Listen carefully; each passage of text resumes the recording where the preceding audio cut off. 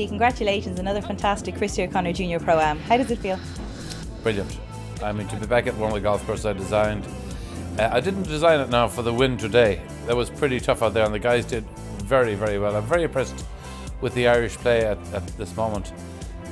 You know, anything near par today here at 50, 60 miles an hour gusting is a great score. But the golf course is brilliant. I'm so happy with it. And you know, off the back tees, I think it's a force to be dealt with. Well, of course, that's the golf side of it. But another big part of today is the charity. So that also must give you a lot of satisfaction.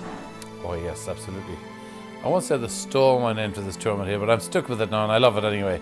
So it's really, really nice to be involved in that. I'm doing more of that every day now and having great fun. Well, of course, it's a great luxury to have time, but also that that you bring a lot to a tournament. Well, I hope I do. I try to. I love the people being here. You know, people give up days. They spend a lot of money into the tournaments, take time off from their families, and that is a huge thing. They probably don't realise what they're doing, but that's what makes the day. And hopefully the auction tonight will make some money for the charity, and we'll all have a little bit and a bit of fun. So yeah, this is what I love doing now.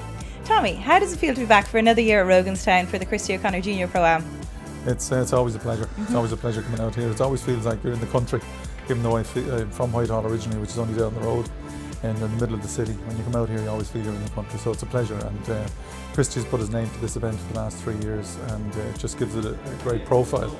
And he's such a great character himself, so it's usually a great day.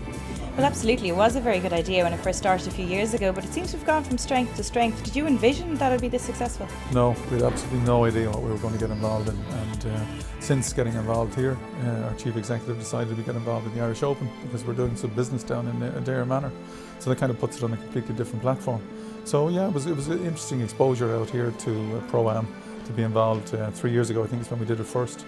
And you know, I have to say Ian McGuinness does most of the work, and we just put our name to it and we help sponsor it. But Ian does an enormous amount of work to get 40-45 teams out in an event like this.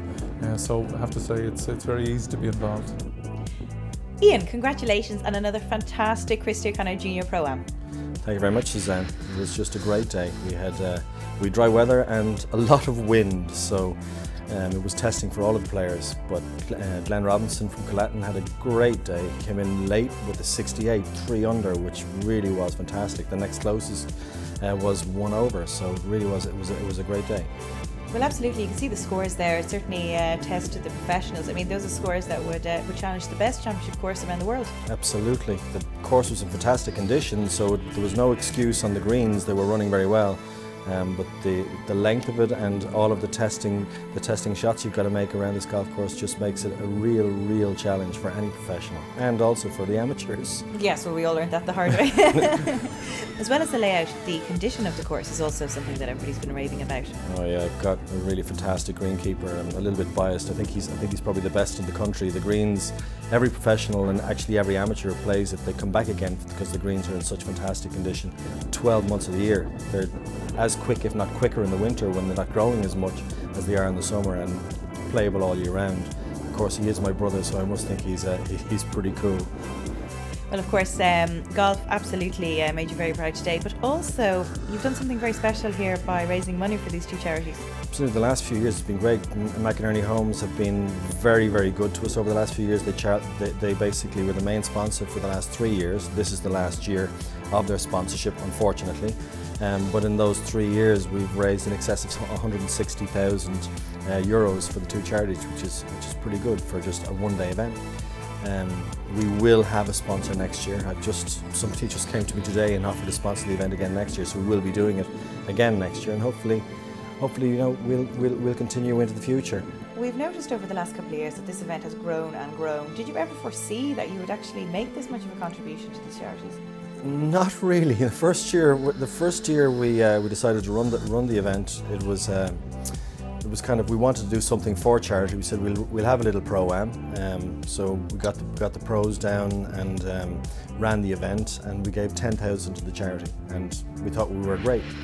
The following year, McInerney said they'd like to do something for charity and like to do it with us, and it's just gone from strength to strength since then. Everybody enjoys the day, and the golf course is good.